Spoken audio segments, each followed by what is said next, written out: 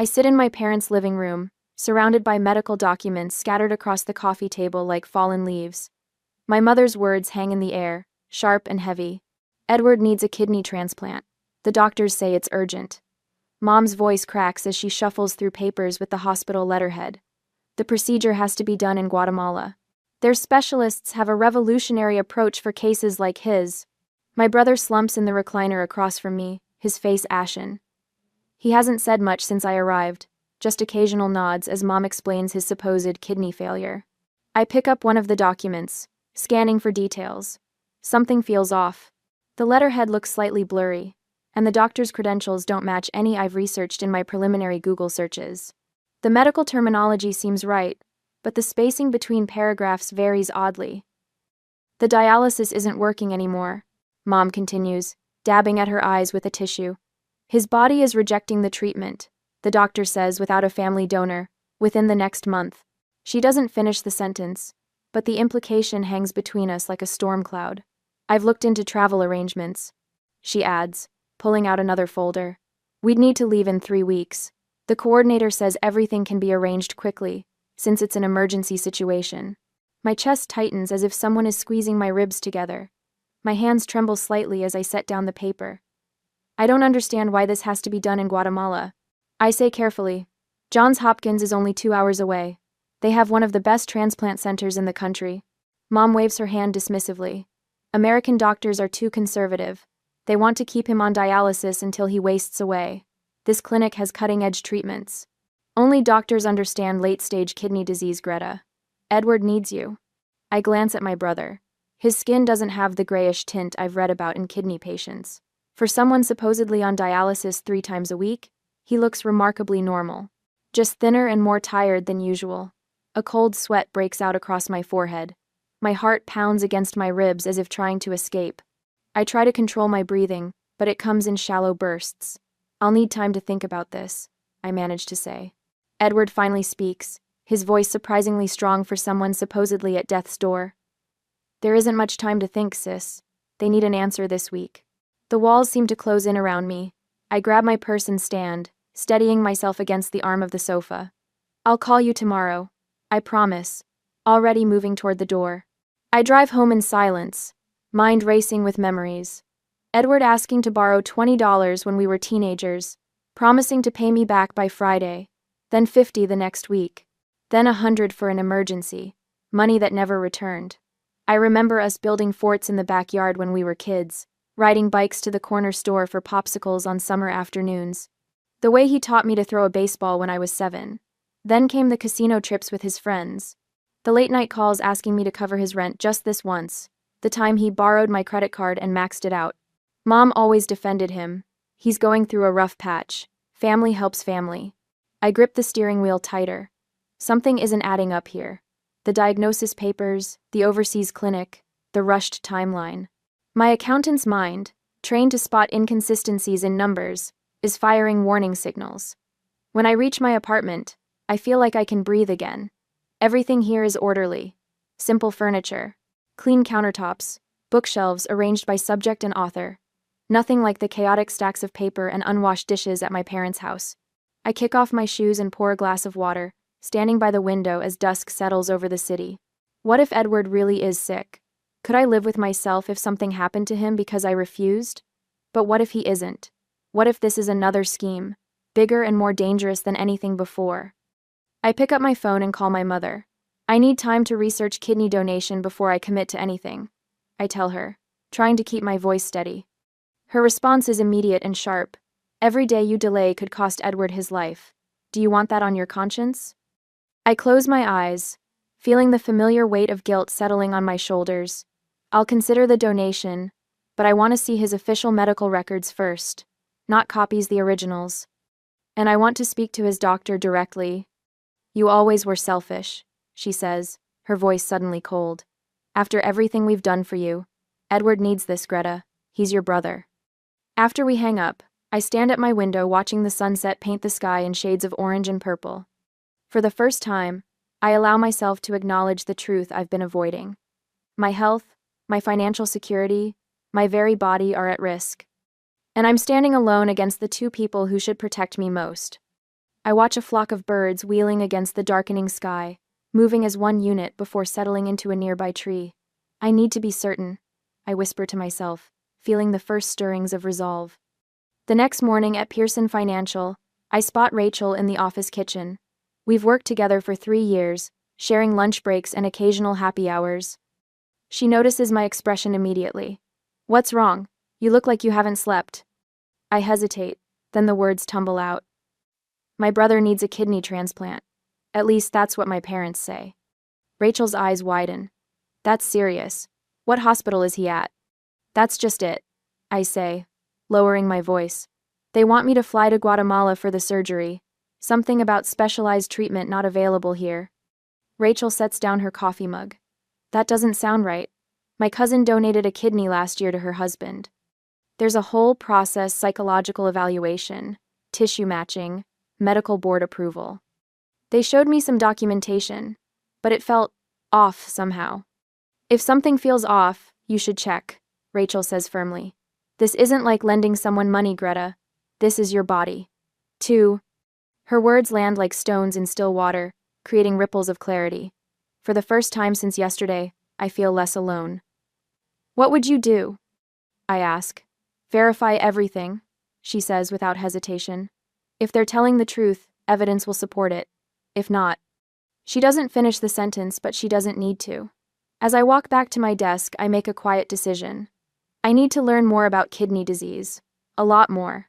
On Thursday, I dump the folder of Edward's medical documents onto my dining table and fan them out like a hand of cards.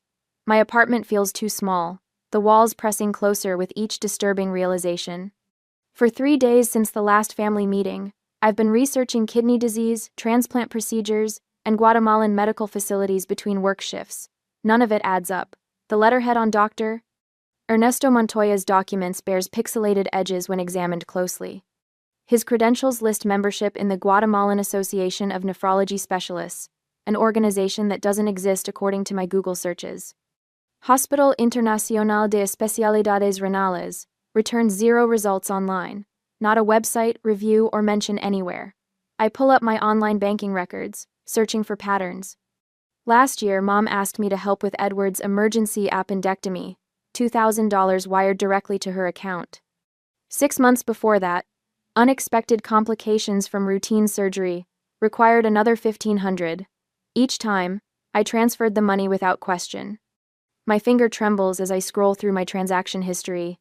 Each major withdrawal lines up perfectly with frantic calls from my mother about Edward's health crises.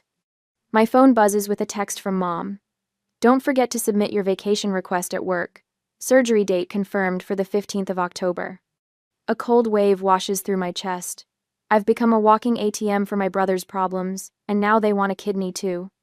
I dial the customer service number for our family's health insurance provider, an idea forming. "Hello, this is Greta Reynolds. I'm calling about my brother, Edward Reynolds.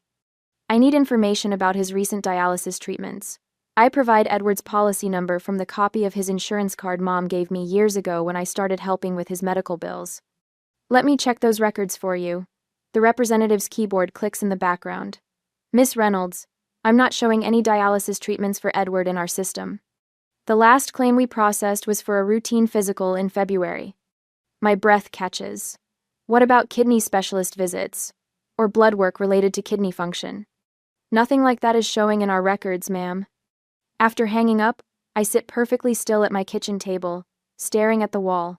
The magnitude of their deception expands before me like a vast, dark ocean. This isn't a single lie, but years of systematic manipulation. With shaking hands, I open my email archive and search for messages from my mother. Keywords like Edward and emergency and hospital fill my screen with years of panicked requests.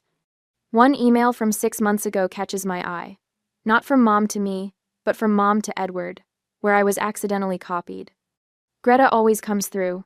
Just tell her it's for medical bills again. She never asks too many questions." I read it 3 times, the words burning into my retinas.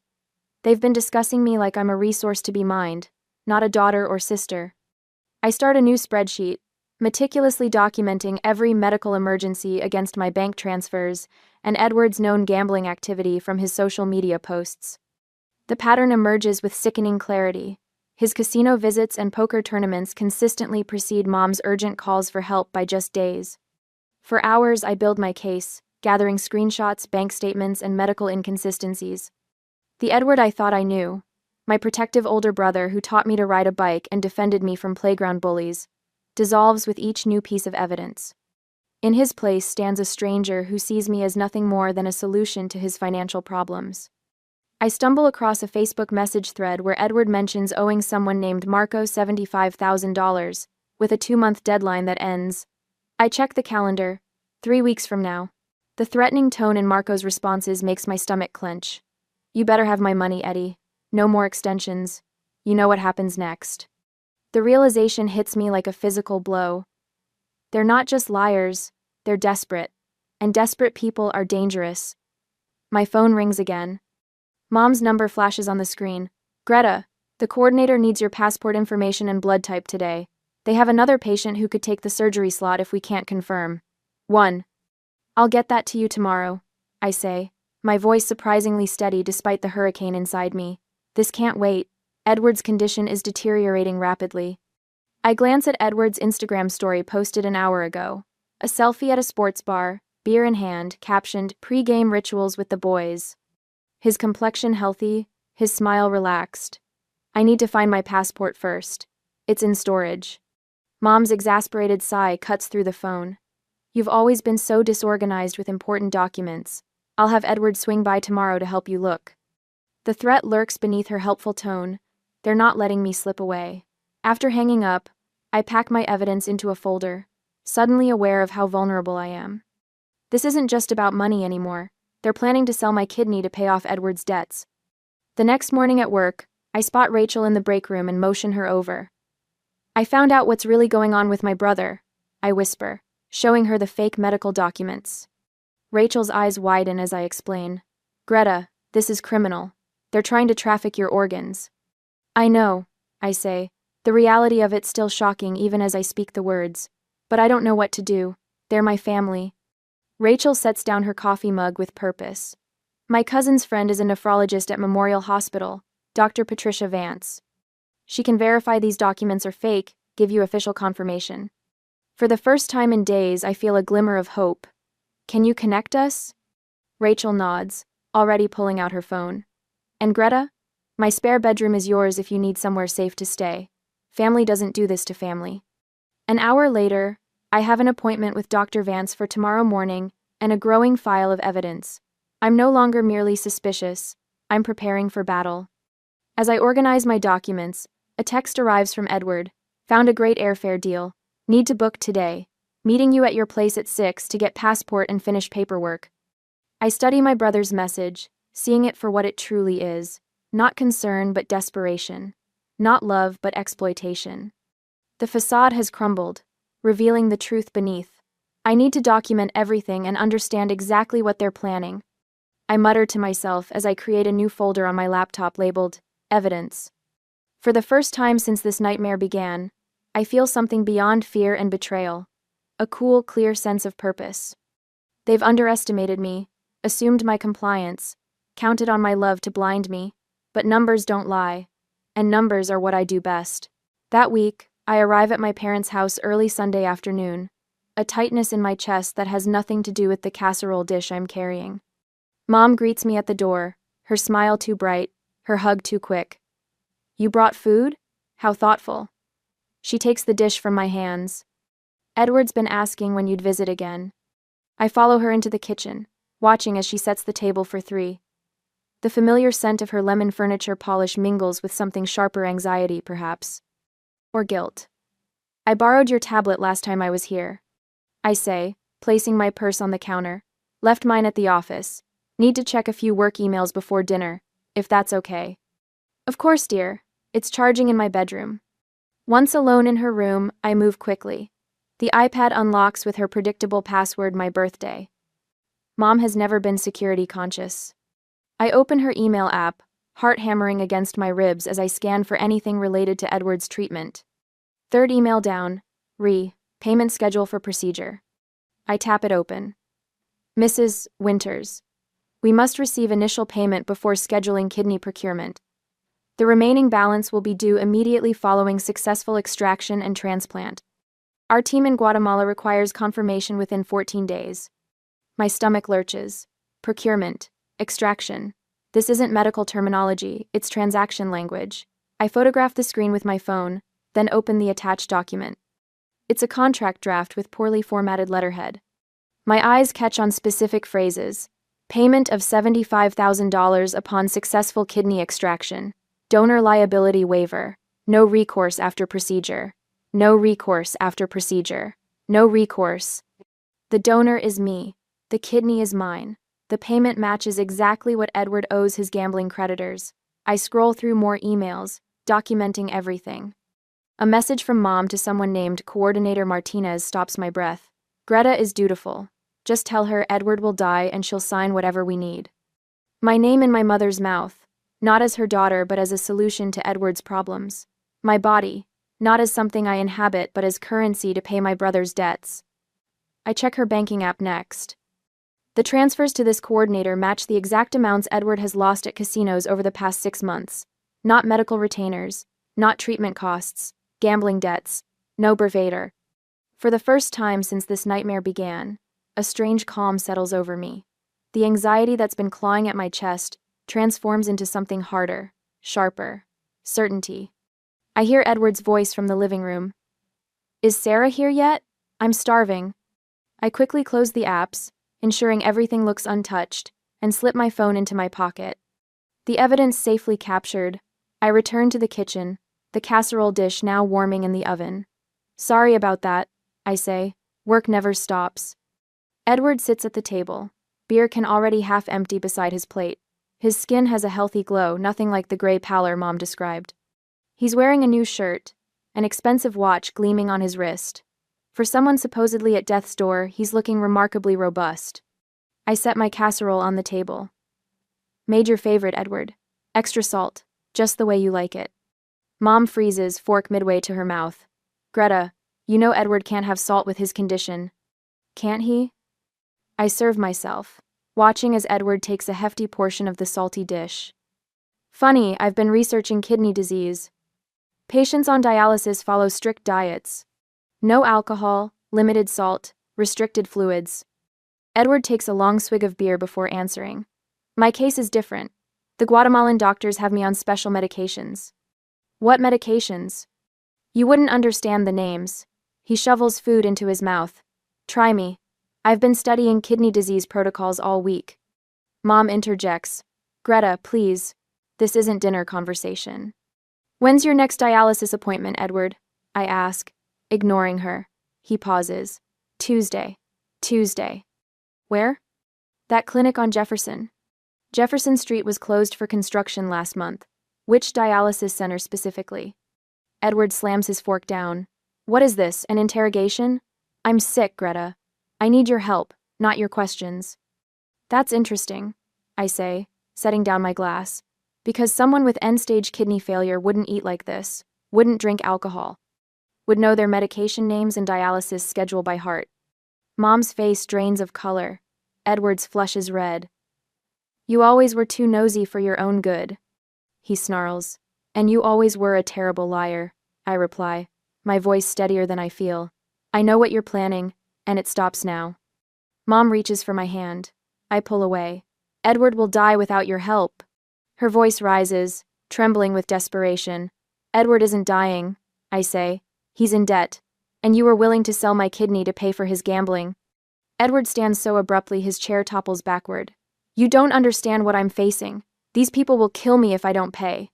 So your solution was to risk my life instead? The calm in my voice surprises even me. Mom starts crying, the familiar performance that always worked before. We're family, Greta. Family helps family. Family doesn't traffic family organs, I say, standing.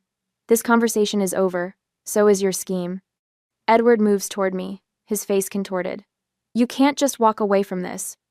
I already have, I tell him. And if either of you contacts me again about this, the police will be my next call. I drive straight to Memorial Hospital, hands trembling slightly on the steering wheel. Doctor. Vance meets me in the cafeteria, her white coat pristine against the institutional green walls. I brought everything, I say, pulling out my phone and the copies of documents I'd gathered. All the emails, the contract draft, the fake medical records. She examines them carefully, her expression growing more troubled with each swipe of the screen.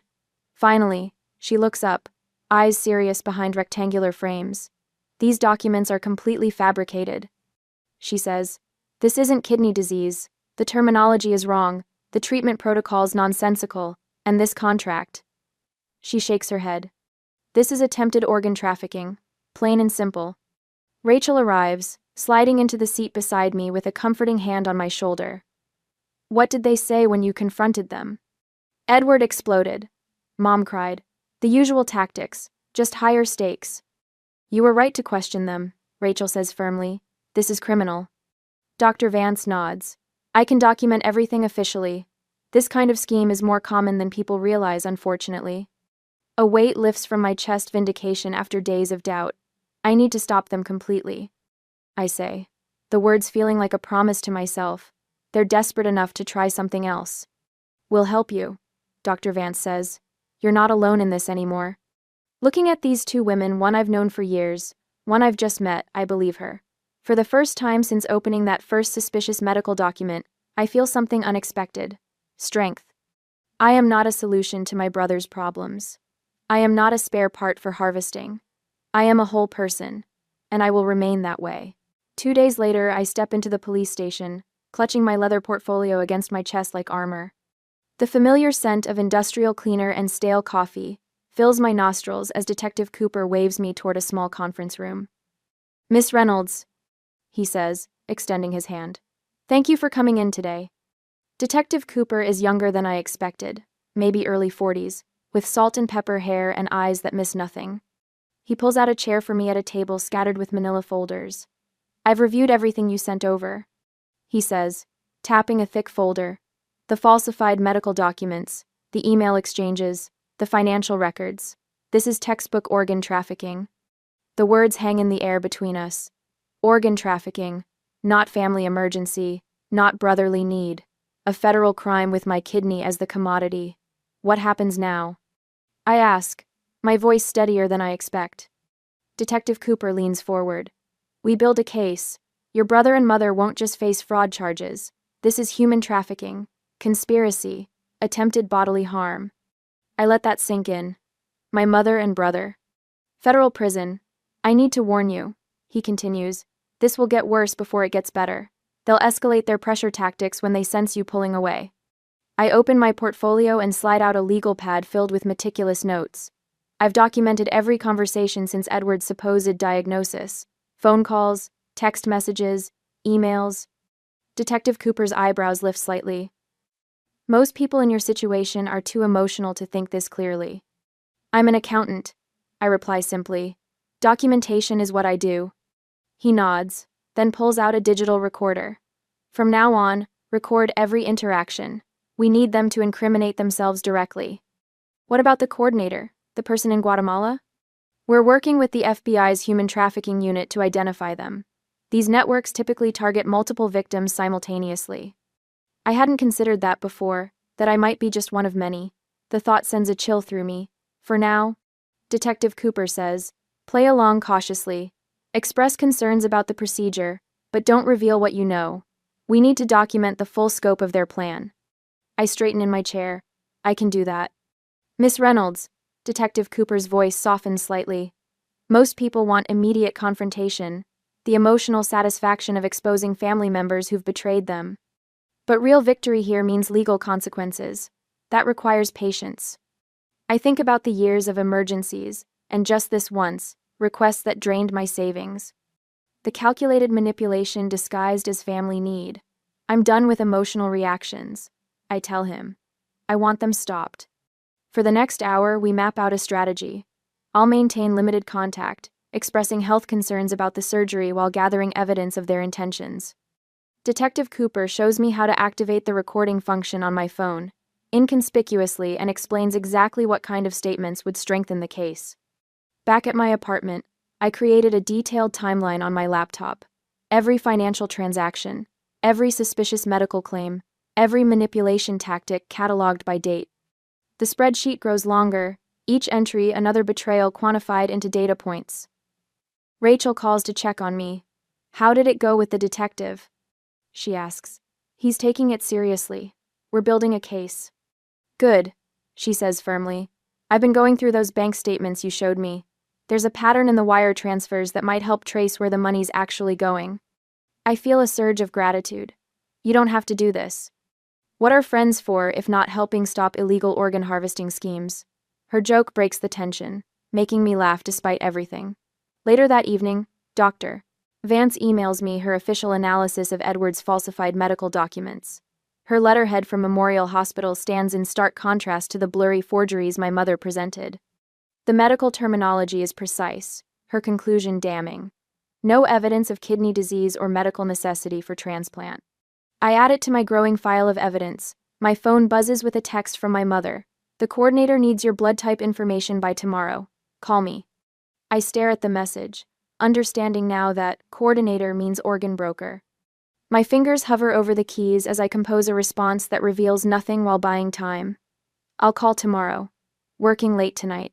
I set my phone down and look at the wall of evidence taking shape in my living room. Financial records, medical documents, recorded conversations, Detective Cooper's card with his direct line. For the first time since this nightmare began, I feel something beyond fear or betrayal. A cool clarity settles over me. They've spent years seeing me as nothing but a resource to exploit. Now I'm becoming something they never anticipated. A threat.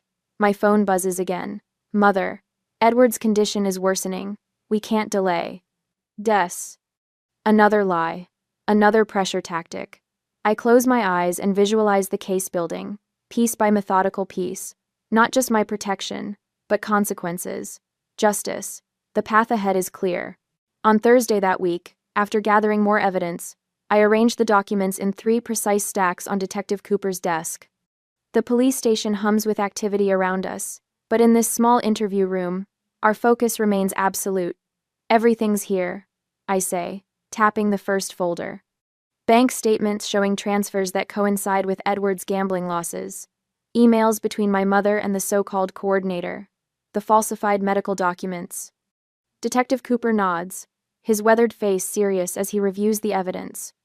At 52, he has the steady gaze of someone who's seen every kind of family betrayal imaginable.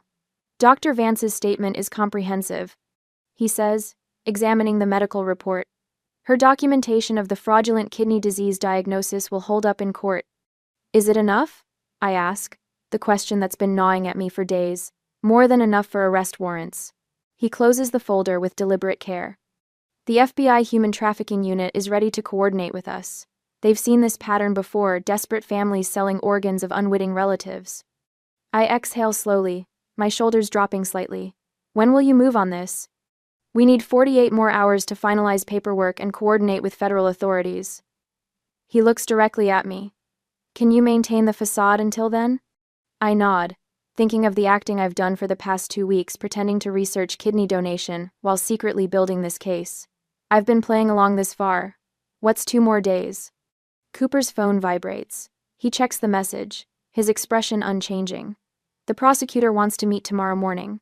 Your evidence is creating a solid case. I gather my purse, mentally reviewing my next steps. Dr. Vance had been adamant yesterday. You've built an ironclad case. They can't escape this. Just maintain normal contact, Cooper advises as I stand to leave. Don't give them any reason to suspect, you know. As I drive home, my mind calculates timelines and contingencies. The strategic positioning is almost complete. Legal documentation prepared, medical evidence secured, law enforcement engaged. No victories yet, just careful preparation for the intervention that will end this permanently. My phone rings through the car speakers. Mom's name flashes on the dashboard display. I take a deep breath before answering. Greta, we need to talk about the travel arrangements, she says without preamble. The coordinator called this morning. I'm driving, Mom. Can this wait until I get home? No, she says sharply. We've purchased the tickets, one way to Guatemala City, leaving Sunday morning. My hands tighten on the steering wheel. Sunday, 3 days away, earlier than the timeline Detective Cooper outlined. One way? I keep my voice neutral despite the alarm bells ringing in my head. The return date depends on your recovery. Her voice softens artificially. Edward received another call from his creditors. They're threatening violence if payment is delayed again. My stomach clenches. This isn't just about my kidney anymore, they might force me onto that plane. We need your passport tomorrow for visa processing, she continues. I'll stop by your apartment after work. After we disconnect, I pull into a grocery store parking lot, hands trembling as I call Detective Cooper. They've accelerated the timeline. I tell him, voice low. They've already purchased one-way tickets for Sunday morning. This changes things, he says, professional calm masking urgency. Come back to the station now. We need to adapt our strategy. 40 minutes later, I sit across from Cooper and Dr. Vance in the same interview room. The energy has shifted. What was methodical preparation has become urgent action. We can't wait 48 hours, Cooper says, typing rapidly on his laptop. I'm expediting the warrants for tonight. Dr. Vance places a hand on my arm. Are you all right? This must be overwhelming. I'm fine. The words come automatically, but I realize they're true. The initial shock of betrayal has transformed into strategic focus. What do we do about tomorrow? My mother wants my passport. Cooper looks up from his computer. We'll have everything in place by morning. When she arrives for your passport, we'll be ready to intervene. The judge has already signed off on the emergency restraining orders, he continues. We have everything we need. It's time to end this.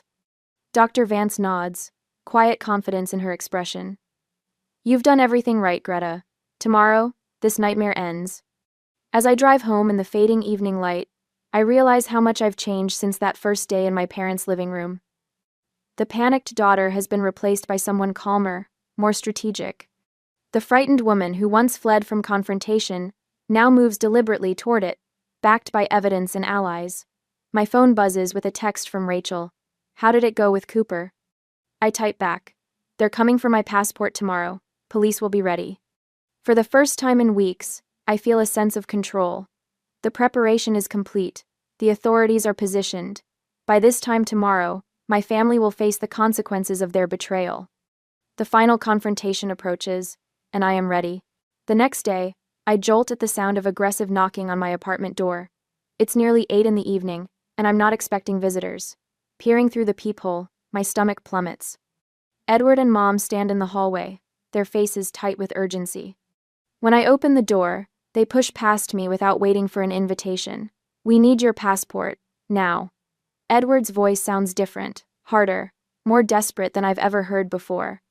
Mom drops her oversized purse on my coffee table, sending several magazines cascading to the floor. The coordinator called again. He needs the final payment today, or he'll give the surgery slot to someone else. I back away slightly, maintaining distance. I thought we had until Sunday. Edward paces my living room, running his hands through his disheveled hair. Things changed. The doctor can only do it tomorrow. We need to be on a plane tonight. Tonight? You said Sunday over the phone. My voice rises despite my effort to stay calm. That's impossible. I have work, appointments. Your brother will die if we don't do this now. Mom's voice slices through the air. Is your job more important than Edward's life? Edward stops pacing and steps toward me. 6 inches taller, he towers over me in a way that suddenly feels threatening. My creditors gave me 24 hours. 24 hours, Greta, or there will be consequences. His fingers flex at his sides. Serious consequences. A chill runs through me. This isn't just about the fake kidney disease anymore. We're not leaving without your passport and signature on these consent forms. He pulls wrinkled papers from his back pocket. One way or another, you're coming with us tonight. Mom nods firmly. After everything we've done for you growing up, all the sacrifices, the dance lessons, the college tuition, this is the one time Edward truly needs you. I notice her fingers trembling as she unzips her purse, pulling out airline tickets. The flight leaves at midnight. We need to be at the airport in 3 hours. Edward moves closer, blocking the path to my front door. Where's your passport? Get it now. Enna. My heart hammers against my ribs. The practiced words from all my conversations with Detective Cooper suddenly evaporate. Edward has never been physically intimidating before, but something in his eyes now tells me he's past reasoning. Okay, I say, raising my hand slightly.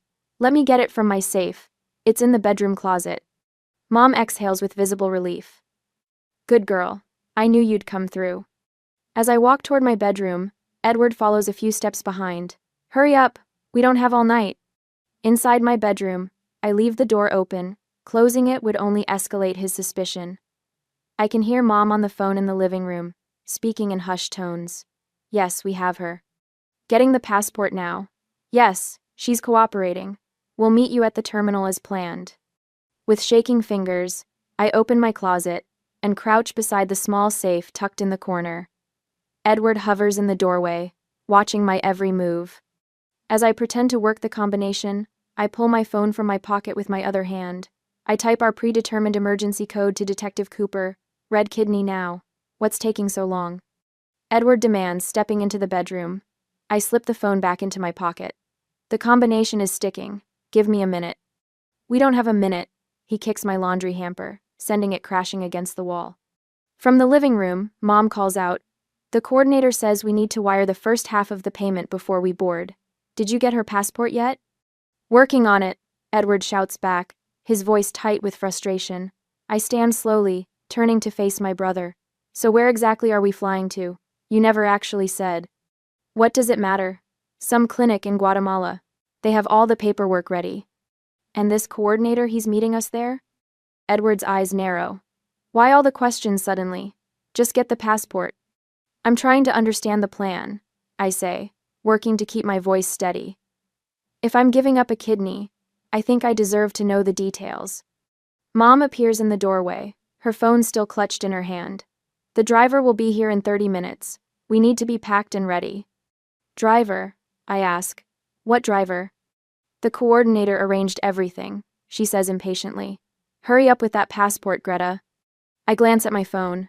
No response from Cooper yet. I need to stall longer. "What about post-operative care?" I ask. "Who's going to take care of me after surgery?" Edward's patience snaps. He grabs my arm, fingers digging into my skin.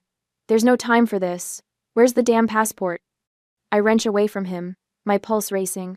"I will never allow you to risk my life and sell my kidney." The words hang in the air like smoke. Mom freezes, her face draining of color. "What are you talking about?"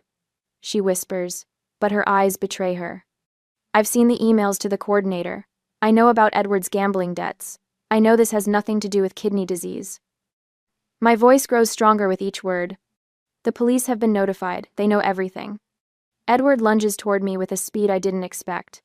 I backpedal until I hit the wall, ducking as his fist punches the drywall beside my head. "You stupid," interfering. His face contorts with rage. "We're leaving now, with or without your cooperation." Mom rushes into the bedroom, frantically gathering items from my dresser. "Get her purse, her ID. We'll explain everything on the plane, Greta." "You don't understand what's at stake." Edward grabs my wrist, trying to drag me toward the door. I resist, planting my feet and twisting away. "Let go of me," I shout, louder than I intended, hoping my neighbors might hear. "You've always been selfish." He hisses. "One kidney. That's all we needed. Do you know what these people will do to me if I don't pay?" In the distance, I hear the faint wail of sirens. Relief floods through me as Edward's grip tightens painfully on my arm. "What did you do?" Mom's eyes widen as the sound grows louder. "What did you do, Greta?" Edward's face transforms with realization. "You called the cops? You called the cops on your own family?" The sirens grow louder, unmistakably heading toward my apartment building. Edward releases me and rushes to the window, yanking back the curtain. "We have to go," he says to Mom, panic replacing anger. "Now." Mom stands frozen, clutching my hairbrush and wallet. "But the coordinator—" "Forget him. The police are coming." I straighten my shoulders, finding a calm that surprises even me. It's too late. They know everything. The fake medical documents, the wire transfers, the organ trafficking scheme. All of it. The wail of sirens stops directly outside my building. Car doors slam, footsteps pound up the exterior stairs. Edward turns to me, his face a storm of betrayal and fear. For a moment, I see the brother I once built backyard forts with, the one who taught me to throw a baseball on summer afternoons. Then his expression hardens into something unrecognizable. "This isn't over," he whispers. Police sirens wail outside my apartment building as I back away from Edward, whose face contorts with panic. The pounding of boots on stairs echoes through the hallway. Mother clutches her purse to her chest, eyes darting between me and the door. "What have you done?" she hisses. The door bursts open. Detective Cooper enters first, gun drawn, followed by 3 uniformed officers and a woman in an FBI windbreaker. "Police, everyone stay where you are," Cooper commands, his voice filling the small space of my apartment. Edward bolts toward my bedroom, aiming for the fire escape window. 2 officers intercept him before he makes it halfway across the living room. They wrestle him to the ground as he thrashes and curses. "Get off me, this is a family matter," Edward shouts, his face pressed against my beige carpet. Mother collapses onto my sofa, her shoulders heaving with theatrical sobs. "There's been a terrible misunderstanding," she wails, tears streaming down her powdered cheeks. "We were only trying to save Edward's life. Our son is dying." Detective Cooper holsters his weapon and nods to the FBI agent, who steps forward. She's compact and businesslike, with short-cropped hair and eyes that miss nothing. "Marjorie Winters?" "I'm Special Agent Morales with the FBI Human Trafficking Division. We have a warrant for your arrest." Mother's sobbing stops abruptly. "Human trafficking? That's absurd. This is about saving my son's life." I reach for my laptop and open it, my hands steady despite the chaos around me. "Detective Cooper, here are the emails between my mother and someone called the coordinator. They discuss payment schedules and transportation arrangements to Guatemala for kidney procurement." Cooper takes the laptop, scanning the emails with the FBI agent looking over his shoulder. "These match perfectly with the records we subpoenaed from their internet provider." "Those are private communications." Mother protests, her voice shrill. "You had no right." "We had every right with a judge's warrant," Cooper replies calmly. "The same judge who signed these arrest warrants." The officers pull Edward to his feet, securing handcuffs around his wrists. His face is flushed with rage, but beneath it I see something else, the trapped expression of a cornered animal. "This is ridiculous." Edward sputters. "Greta, tell them this is a misunderstanding." A knock at the door interrupts his plea. Dr. Vance enters, carrying a medical bag and a folder of documents. Her presence brings a wave of relief washing over me. "Dr. Patricia Vance." She introduces herself to the officers. "I've reviewed all the supposed medical documentation for Edward Winters. I can confirm these are fraudulent records. They contain terminology that no legitimate nephrologist would use, and describe symptoms inconsistent with kidney disease." Mother rises from the sofa, her hands trembling. "Who are you to question our doctors? You haven't examined Edward." "That's exactly the point," Dr. Vance responds. "No legitimate doctor has examined Edward for kidney disease because he doesn't have it. I've brought his actual medical records from County General, obtained with a court order. His kidneys are perfectly healthy." Edward lunges forward despite the handcuffs, his face contorted with rage. "I told you she was too smart for this," he shouts at Mother. "I told you she'd figure it out." The room falls silent. Mother's face drains of color as she realizes what Edward has just admitted. Agent Morales steps forward, reading from a card. "Marjorie Winters, you're under arrest for conspiracy to commit human trafficking, attempted kidnapping, fraud, and criminal solicitation. You have the right to remain silent." As the Miranda warning continues, I watch my mother's face. For the first time in my life, I see her without pretense, calculating, cold, assessing her options even now. Cooper turns to me. "Your documentation made this possible, Greta. The thoroughness of your evidence gave us everything we needed for these warrants." The FBI agent handcuffs my mother, who looks at me with fury burning in her eyes. "After everything I've sacrificed for this family," she says, her voice barely above a whisper, "this is how you repay maternal love?" "That wasn't love," I reply, my voice surprisingly steady. "Love doesn't sell someone's organs to cover gambling debts." As the officers lead them toward the door, Edward makes one last desperate attempt. "The loan sharks will kill me if I don't pay. You're sending your own brother to his death." "We're aware of your creditors, Mr. Winters," Agent Morales says. "They're being investigated separately. Your financial problems don't justify trafficking your sister's organs." After they leave, my apartment feels strangely empty. Rachel arrives 20 minutes later, having waited outside during the arrest. She hugs me fiercely. "It's over," she says. "You did it." "Not just me," I reply. "I couldn't have done this alone." 2 hours later, I sit in an interview room at the police station, giving my formal statement. Detective Cooper records everything while Dr. Vance sits nearby, occasionally adding medical clarification to my account. The fluorescent lights cast everyone in a harsh glow, but for once, I don't feel exposed, I feel protected. Based on your evidence and their communications with the so-called coordinator, we've identified him as Miguel Ferrero, a known organ broker operating throughout Central America. Cooper explains, we've been trying to catch him for years. Will they post bail? I ask, my stomach tightening at the thought of them walking free. Not a chance. Cooper says firmly, the judge has already denied bail for both of them. The interstate and international nature of these crimes makes them flight risks. Agent Morales enters the room with a tablet. We just got confirmation. Ferrero was apprehended at the airport trying to leave the country. Your case broke open his entire operation. Relief floods through me so intensely that I have to grip the edge of the table. Were there others like me? Bah. Agent Morales nods grimly. 3 other potential victims identified so far. All approached through family members with financial problems. You didn't just save yourself, Greta. You stopped this from happening to others. Dr. Vance places her hand on my shoulder. Your courage has exposed a criminal operation that's been preying on vulnerable people for years. I think about how close I came to boarding a plane, believing I was saving my brother, only to wake up missing a kidney or worse. The thought sends a chill through me despite the warmth of the room. The district attorney will want to meet with you tomorrow. Cooper says, your testimony will be crucial, but for tonight, you should rest. When I emerge from the station 3 hours later, Rachel is waiting in her car. The sky has darkened to deep purple, and streetlights glow along the avenue. I've made up the guest room, she says as I slide into the passenger seat. You shouldn't be alone tonight. I nod, too exhausted to argue. As we drive through the quiet streets, I watch the houses we pass. Behind each lighted window, families exist, some loving, some not. The simplicity of this truth strikes me with unexpected force. What happens now? Rachel asks softly. I turn from the window. I rebuild. I figure out what family really means. No. You have a head start on that, she says, gesturing to her phone.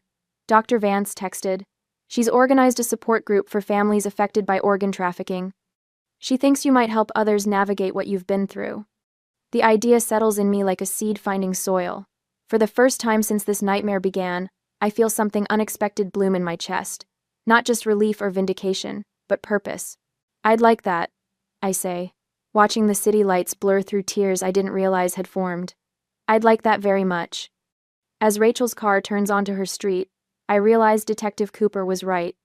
My methodical documentation, my refusal to ignore inconsistencies, the very qualities my family had always dismissed as fussy and obsessive, had saved me.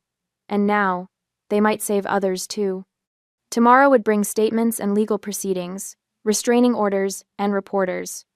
But tonight, in this moment between the nightmare and whatever comes next, I simply breathe, filling my lungs with the certainty that both kidneys will remain exactly where they belong. I sit in the back row of the courtroom, watching as the judge denies bail for both Edward and my mother. 1 month since their arrest, and the reality still feels surreal.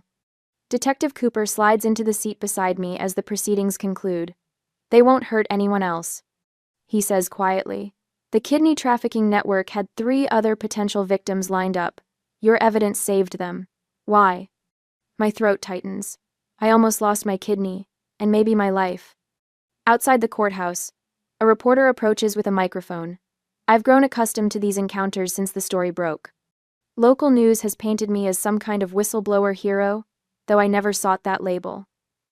Miss Reynolds, how does it feel knowing you've exposed an international organ trafficking operation? The question hangs in the air as I consider my answer. A month ago, I would have stammered, looking to others for validation. Now I meet her gaze directly. It feels like waking up, I reply, like finally seeing clearly after years of fog. That evening, I unlock the door to my new apartment across town. The security system chimes softly, a feature I insisted on. The space is still sparsely furnished, but it's mine. Safe. No one here can manipulate me into surrendering pieces of myself, literally or figuratively. I unpack a box labeled kitchen and arrange mugs on an open shelf. My phone buzzes with a text from Dr. Vance. Conference committee approved your speaking slot for next month. Your perspective matters. The invitation had surprised me. A medical ethics conference wanted to hear from me about patient vulnerability and exploitation. I place my hands flat on the cool countertop, steadying myself. The trembling that once plagued me when thinking about my family has subsided. That night, I sleep without nightmares for the first time since this ordeal began. When morning light filters through new curtains, I stand at the window watching the sunrise paint the sky in gentle oranges and pinks. A new day. A new life. The family that raised me wasn't the family I thought they were. I whisper to the empty room. The words no longer shatter me. 6 months later, I stand at a podium, facing a room full of attentive faces. My prepared remarks rest before me, but I barely glance at them. The words flow naturally now. Organ trafficking thrives in the shadows of family obligation. I tell the audience, the most dangerous predators aren't strangers in dark alleys, but those who know exactly which emotional buttons to push. My voice doesn't waver. The frightened woman who once sat surrounded by falsified medical documents in her parents' living room has transformed into someone I barely recognize, someone stronger. After the presentation, a hospital administrator approaches. Would you consider volunteering with our legitimate kidney donor program? Survivors like you help potential donors understand both the risks and rewards. The irony isn't lost on me. I find myself nodding. Back at Pearson Financial, Rachel grins as I place a small plaque on my desk. Senior Financial Analyst. The promotion came with a raise and new responsibilities, including helping the firm identify financial red flags in potential fraud cases. Looks good there, she says, perching on the edge of my desk. Almost as good as you looked on that morning show last week. I laugh. That interview was terrifying. You couldn't tell. You looked like you'd been speaking publicly your whole life. My phone rings, the direct line I established for the Organ Trafficking Awareness Network. Rachel gives my shoulder a squeeze before slipping away, knowing these calls often require privacy. This is Greta, I answer. A nervous voice responds. My name is Karen. The hospital gave me your number. My cousin needs a kidney transplant, and my aunt is pressuring me to donate. Something feels wrong. Once, such calls left me emotionally drained. Now I have systems in place, questions to ask, resources to offer, authorities to contact when necessary. I understand completely. I tell her, the words carrying the weight of lived experience. Let's talk through what's happening. 1 year later, I sit in a hospital consultation room, beside a woman named Diane. Her hands twist anxiously in her lap as she describes her brother's sudden kidney failure and the family's insistence on traveling to Mexico for the procedure. They say I'm selfish for asking questions. She whispers, that I don't love my brother. I recognize the tactics immediately. Real family protects you, not exploits you. I tell her, let's call Detective Cooper. He can verify if your brother's medical records are legitimate. Later that afternoon, I stand before a small crowd at the launch of the Greta Reynolds Foundation. Dr. Vance beams from the front row as I outline our mission. Education about organ trafficking warning signs, support for potential victims, and advocacy for stronger protective legislation. A year ago, I nearly became a victim, I tell them. Today, we've helped identify 12 potential trafficking victims and provided them with resources to protect themselves. The audience applauds as I announce our partnership with 3 major hospital systems to implement screening protocols. A proposed bill incorporating lessons from my case now moves through legislative committees. After the ceremony, Dr. Vance approaches with a glass of sparkling water. From patient advocate to human rights champion, she says, you've created something remarkable here. I think about the phone call I received that morning. Another woman, another family using manipulation, another life potentially saved. Sometimes the most loving thing is recognizing when someone doesn't love you back. I reply, watching attendees mingle around displays explaining trafficking warning signs, and then using that knowledge to protect others. As I drive home, I pass the exit that would lead to my parents' house. I no longer feel the pull to turn there, no longer question my decision to testify against them. The guilt that once wrapped around my chest like steel bands has dissolved. In its place, purpose, clarity, and finally, peace.